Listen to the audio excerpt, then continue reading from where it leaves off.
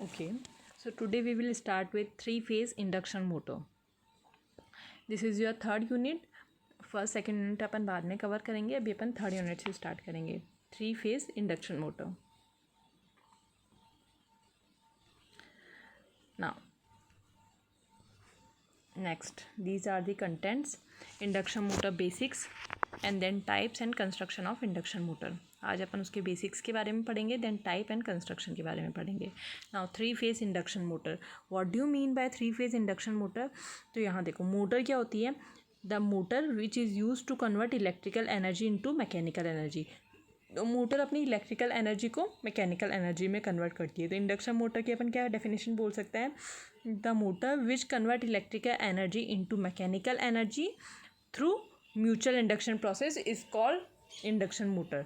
Okay, तो जो भी मोटर इलेक्ट्रिकल एनर्जी को मैकेनिकल एनर्जी में कन्वर्ट करती है by using induction process, that motor is known as three phase induction motor. अब इसके एडवांटेजेस क्या क्या है? इसकी simple in design, rugged construction, reliable operation, low initial cost, easy operation and simple maintenance, simple control gear for starting and speed control, and high efficiency. These all are the advantages of induction motor. Okay, now next thing आती है आपकी why it is called induction motor. इसे induction motor क्यों कहा जाता है? तो देखो, इंडक्शन मोटर क्यों कहा जाता है इसे?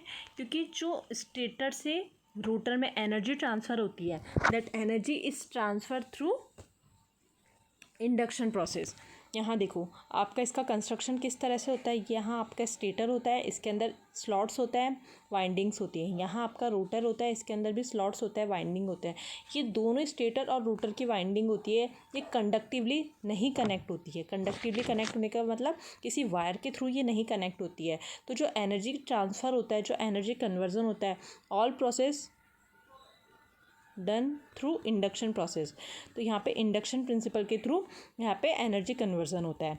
This is same as transformer. जैसे आपने लास्ट सेमेस्टर में पढ़ा होगा, ट्रांसफार्मर में क्या होता है, यहाँ आपकी प्राइमरी वाइंडिंग होती है, यहाँ आपकी सेकेंडरी वाइंडिंग होती है. ये दोनों इलेक्ट्रिकली कनेक्टेड नहीं होती है, लेकिन जब यहाँ से प्राइमरी वाइंडिंग से सेकेंडरी वाइंडिंग में एनर्जी कैसे ट्रांसफ़र होती है?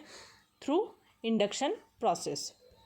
ठीक है, तो सेम इसमें भी ऐसा ही होता है इंडक्शन मोटर में कि जो स्टेटर एंड रोटर की वाइंडिंग होती है, they both are not connected conductively, so they are inductively connected. So supplied energy to rotor by mutual induction. तो जो एनर्जी सप्लाई होती है रोटर को, वो किसके थ्रू होती है? म्यूचुअल इंडक्शन प्रोसेस के थ्रू. इसलिए इसे कहा जाता है induction motor. Now second question आता है, ये देखो, ये आपका क्रॉस सेक्शनल व्यू है. This is stator. यहाँ स्लॉट्स है, इन स्लॉट्स के अंदर ये वाइंडिंग्स है. सिमिलरली ये आपका रोटर है, इस रोटर के अंदर स्लॉट्स और ये रोटर के वाइंडिंग. ये आपका शाफ्ट है. This is the cross sectional view of A three phase induction motor. ठीक है, यहाँ पे स्टेटर में 3 सप्लाई के लिए पॉइंट दे रखा है अपन को. अब नेक्स्ट क्वेश्चन आता है, why it is called asynchronous motor. See, asynchronous just opposite to synchronous. Synchronous मतलब क्या होता है? अगर अपने पास ये 10 चीज़ें हैं तो ये सब एक ही स्पीड से रोटेट हो रही है. सपोज ये भी 90 से, ये भी 90 से, तो अपन बोलते हैं they all are in synchronism. तो ये होता है आपका सिंक्रोनाइजेशन. तो यहाँ पे क्या होता है, इसे एसिंक्रोनस मोटर बोला जाता है. क्यों? क्योंकि जब अभी अपन नेक्स्ट मोटर पढ़ेंगे तो अपन पढ़ेंगे सिंक्रोनस मोटर. उसमें क्या होता है, स्पीड इक्वल्स टू 120 F/P. ये रूल फॉलो करती है, यानी कि वहाँ पे एक फिक्स्ड स्पीड होती है, उसका जो मैग्नेटिक फील्ड होता है वो एकदम सिंक्रोनस स्पीड में रोटेट करता है. लेकिन यहाँ पे ऐसा नहीं होता है, स्पीड सिंक्रोनाइज नहीं होती है, तो इसलिए इसे कहा जाता है एसिंक्रोनस मोटर. तो आप क्या लिख सकते हैं? It is called asynchronous motor because there is no fixed relation between speed, frequency and pole. There is no fixed relation between speed, frequency and pole like synchronous motor. Now analogy with transformer. What do you mean by analogy? Analogy means क्या होती है? Similarity. तो induction motor की और transformer की क्या क्या similarities हैं, ठीक है, तो वो अपन को बतानी है. तो क्या सिमिलरिटीज़ हैं? यहाँ देखिए, इंडक्शन मोटर में आपके पास होता है स्टेटर और रोटर. सिमिलरली ट्रांसफार्मर में आपके पास होता है primary winding and secondary winding. Okay, induction motor में these both are not connected conductively. Similarly transformer में भी ये दोनों कनेक्टेड कंडक्टिवली नहीं होता है, इंडक्टिवली होता है। तो ये हो गई इसकी सिमिलरिटी। इंडक्शन मोटर को अपन क्या, induction motor also known as stationary transformer with short circuited secondary. ये शॉर्ट सर्किटेड सेकेंडरी क्यों आया है ये आप आगे पढ़ेंगे तब पता चलेगा आपको। तो इंडक्शन मोटर को अपन कह सकते हैं it is also called as stationary transformer with short circuited secondary. अब ये तो हो गई एनालॉजी इसके ट्रांसफार्मर के साथ। अब डिफरेंस देखते हैं कि इन दोनों में क्या डिफरेंस है। देखो ट्रांसफार्मर में क्या होता है, सेम कोर होती है, इसी कोर पे आपकी प्राइमरी वाइंडिंग होती है, इसी कोर पे आपकी सेकेंडरी वाइंडिंग होती है। कोर तो एक ही है ना आपकी, on a same core primary and secondary winding are wound. जबकि यहाँ क्या होता है इंडक्शन मशीन में कि स्टेटर के लिए अलग कोर होती है, यहाँ पे इसकी वाइंडिंग वाउंड होती है, रोटर के लिए आपकी अलग कोर होती है, यहाँ पे इसकी वाइंडिंग वाउंड होती है, और यहाँ पे आपका होता है एयर गैप। तो both have different core and there is a air gap between them. तो ये हो गया आपका डिफरेंस। ठीक है, ये क्वेश्चन भी आ जाता है आपका कभी कभी कि what is the analogy between induction motor and transformer. Now next question आता है why it is called singly excited machine. इसे सिंगली एक्साइटेड मशीन क्यों बोला जाता है, because only one electrical supply is given to stator. यहाँ पे क्या होता है, ओनली स्टेटर को अपन सप्लाई देते हैं, यहाँ पे रोटर को या और किसी पार्ट को अपन सप्लाई नहीं देते हैं, ओनली स्टेटर को अपन सप्लाई देते हैं। तो ओनली एक सिंगल कनेक्शन हुआ सप्लाई का, तो इसलिए इसे कहा जाता है कि singly excited machine, only one way to supply this. Okay, that's why it is known as singly excited machine. Then next आता है, ये सब तो हो गया इसके बारे में basics question. Now next we will studied about construction feature. इसके कंस्ट्रक्शन फीचर में क्या है, अभी तक अपन ने पढ़ा इट हैज़ स्टेटर रोटर। अब ये स्टेटर किसका बना होता है, क्या शेप होता है इसका, उसके बारे में अपन डिटेलिंग पढ़ेंगे स्टेटर एंड रोटर के बारे में। तो बेसिकली क्या होता है stator is the stationary part, stationary part है ये, that's why it is known as stator. It is of cylindrical shape, ये इस तरह का होता है, इस शेप में होता है ये। It is of cylindrical shape. अभी अपन ने ओनली इसका इस तरह से टॉप व्यू देखा था। Okay, so it is of cylindrical shape. Now it is made up of high grade steel alloy lamination. किससे बना होता है ये, high grade steel alloy lamination से। ऐसा क्यों, क्योंकि ये इसको high grade steel alloy lamination से बनाता है तो क्या होता है, avoid hysteresis and AD current losses. Okay, देखो जब अपन स्टील अलॉय यूज़ करता है तो स्टील अलॉय का जो हिस्टेरिसिस कांस्टेंट होता है वो कम होता है, जिससे हिस्टेरिसिस लॉसेस कम हो जाता है। सिमिलरली अगर अपन इसको लैमिनेशन यूज़ करते हैं तो लैमिनेशन से इसके एडी करंट लॉसेस भी अवॉइड होते हैं। ओके, लैमिनेशंस क्या होता है, देखो यहाँ अगर मैंने ये सॉलिड बॉक्स लिया है तो ये सॉलिड बॉक्स है, अगर मैं इसी साइज़ का, इसी डायमेंशंस के बहुत पतले पतले, विड्थ उनकी बहुत कम कर दूँ और बहुत सारे ब्लॉक एक के ऊपर एक प्लेस करके फिर उनको वाउंड अप करूँ, ये समझ आ रहा है, ये सब सेम साइज़ के हैं लेकिन इनकी थिकनेस बहुत कम है और ये एक के ऊपर एक प्लेस है और देन अपन ने इनको वाउंड अप किया, तो दिस इज़ कॉल्ड लैमिनेशन। इससे क्या होता है, एडी करंट लॉसेस रिड्यूस होती है। आपका बहुत सारे कंपटीशन एग्जाम में भी पूछा जाता है, to avoid laminations, to avoid eddy current losses we use laminations. Okay, तो अच्छे से याद रखना कि एडी करंट रिड्यूस करने के लिए अपन लैमिनेशंस यूज़ करते हैं। अब क्या है, slotted in a periphery to carry 3 phase stator winding. Stator में क्या होता है, इस तरह से स्लॉटेड पेरीफेरी होती है, ये सर्कल है, इसमें ऐसे स्लॉट्स बने होते हैं, यहाँ पे इस तरह से ये स्लॉट्स में वाइंडिंग प्लेस होती है, तो इसमें 3 फेज वाइंडिंग प्लेस करते हैं अपन। ये जो वाइंडिंग है ये या तो स्टार कनेक्टेड हो सकती है या आपकी ये वाइंडिंग डेल्टा कनेक्टेड हो सकती है। तो जो okay, next when you provide 3 phase supply to stator a RMF is produce. ठीक है, जब अपन ये स्टेटर को यहाँ से 3 फेज सप्लाई देते हैं तो एक RMF प्रोड्यूस होता है। What is RMF? RMF is rotating magnetic field. अब कैसे रोटेटिंग मैग्नेटिक फील्ड प्रोड्यूस होता है ये अपन जब नेक्स्ट क्लास में इसका प्रिंसिपल देखेंगे तब आपको पता चलेगा। अभी आपको बस इतना ध्यान रखना है कि when 3 phase supply is given to stator then a rotating magnetic field is produces. Next rotor. Rotor क्या है, रोटेटिंग पार्ट है, that's why it's known as rotor. ये भी आपकी सिलेंड्रिकल शेप में ही होता है। It is also made of high grade steel alloy laminations. अब यहाँ देखिए, जो इंडक्शन मोटर का रोटर होता है वो 2 टाइप के होता है, squirrel cage rotor and slip ring rotor. तो जो induction motor squirrel cage rotor use में लेती है उसे कहा जाता है स्क्वायरल केज इंडक्शन मोटर, और जो induction motor slip ring rotor use में लेती है उसे कहा जाता है स्लिप रिंग इंडक्शन मोटर, ठीक है।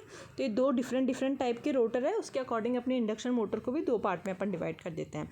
अब इन दोनों के बारे में सेपरेटली पढ़ेंगे अपन। Squirrel cage rotor, squirrel cage क्यों कहा जाता है, क्योंकि इसका जो कंस्ट्रक्शन है वो बिल्कुल एक पिंजरे के समान होता है, इस तरह से होता है इसका कंस्ट्रक्शन, इसलिए इसे बोला जाता है स्क्वायरल केज रोटर। ओके, अब देखो ऑलमोस्ट 90% इंडक्शन मोटर कौन सी होती है, स्क्वायरल केज रोटर होती है। और इसके पॉइंट्स क्या क्या है, it is simplest and rugged motor, indestructible है, ये इजीली डैमेज नहीं होती है, cylindrically laminated core with skew slot. अब इसमें क्या होता है, इस तरह से शेप इसका सिलेंड्रिकल शेप में होता है और इसमें स्क्यू स्लॉट्स होता है। स्क्यू स्लॉट्स मतलब इस तरह से, इसमें अपन इस तरह से स्लॉट्स नहीं पुट करते हैं इसके पैरेलल, अपन ऐसे स्क्यू फॉर्म में पुट करते हैं। ओके, अब ये स्क्यूइंग क्यों की जाती है, यहाँ देखिए, यहाँ है आपका स्टेटर, इसके अंदर भी आपके स्लॉट्स हैं। ओके, यहाँ है आपका रोटर, यहाँ पे भी आपके स्लॉट्स हैं। तो जब कभी मोटर रोटेट होती है तो इसके जो स्लॉट्स होता है वो एक दूसरे में इंटरलॉक हो जाता है, स्टेटर के स्लॉट और रोटर के स्लॉट एक दूसरे में इंटरलॉक हो जाता है।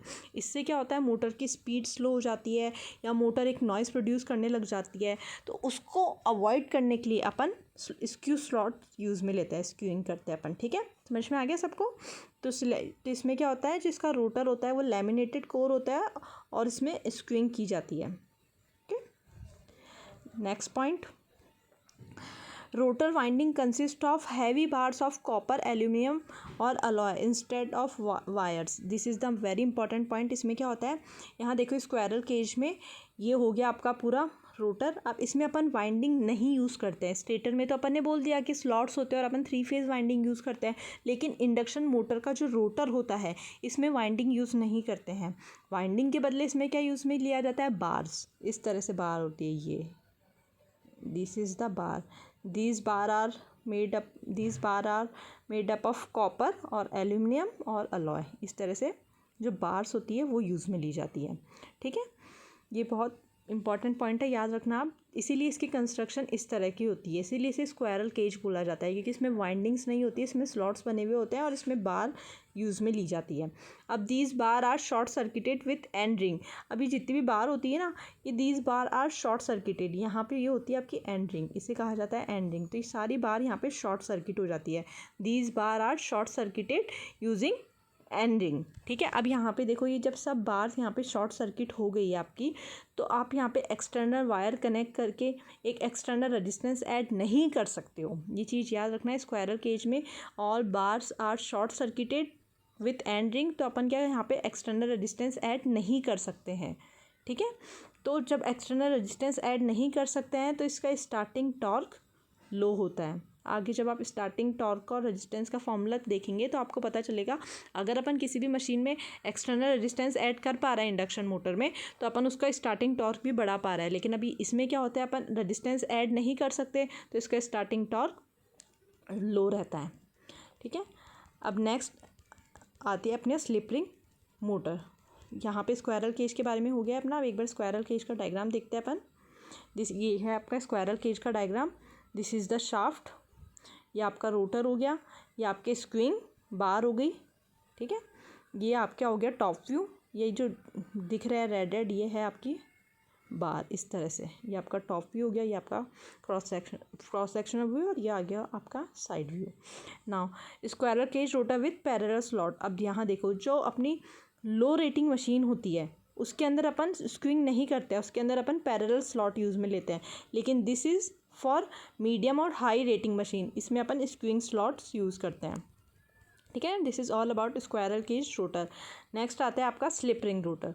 स्लिप रिंग में क्या होता है, स्लिप रिंग में होती है 3 phase double layer distributed winding. Distributed winding के बारे में डिटेलिंग अपन आगे पढ़ेंगे। अभी आपको ये ध्यान रखना है कि स्लिप रिंग में आप 3 phase double layer distributed winding use में करते हो। स्क्वायरल केज में अपन ने क्या बार्स यूज़ में ली, इसमें अपन वाइंडिंग यूज़ में लेते हैं, ठीक है। जब वाइंडिंग यूज़ में लेते हैं तो we have to use slip ring and brushes. जैसे अपन डीसी मशीन में यूज़ में लेते थे, तो यहाँ पे स्लिप रिंग भी आएंगी, ब्रशेज़ भी आएंगे। तो अब जब इसमें वाइंडिंग्स आ रही है तो अपन इसमें एक्सटर्नल रेजिस्टेंस वाइंडिंग के थ्रू ऐड कर पा रहे हैं, और जब अपन एक्सटर्नल रेजिस्टेंस ऐड कर पा रहे हैं तो अपना स्टार्टिंग टॉर्क इंक्रीज़ हो जाएगा। ओके, इसको आप डायग्राम के थ्रू देखिएगा। This is the stator. यहाँ पे स्टेटर को अपन ने सप्लाई दे दी है, ये स्टेटर की वाइंडिंग हो गई है आपकी। यहाँ पे ये रोटर की वाइंडिंग हो गई है। अभी अपन किसके बारे में बात कर रहे हैं, स्लिप रिंग के बारे में। तो ये रोटर की वाइंडिंग हो गई और यहाँ पे ये रोटर वाइंडिंग स्लिप रिंग्स के थ्रू, ब्रशेस के थ्रू कनेक्टेड है। और यहाँ से अपन एक्सटर्नल रेजिस्टेंस अपन ने ऐड कर दिया। तो एक्सटर्नल रेजिस्टेंस ऐड कर दिया तो स्टार्टिंग टॉर्क भी इसका इंक्रीज़ हो गया।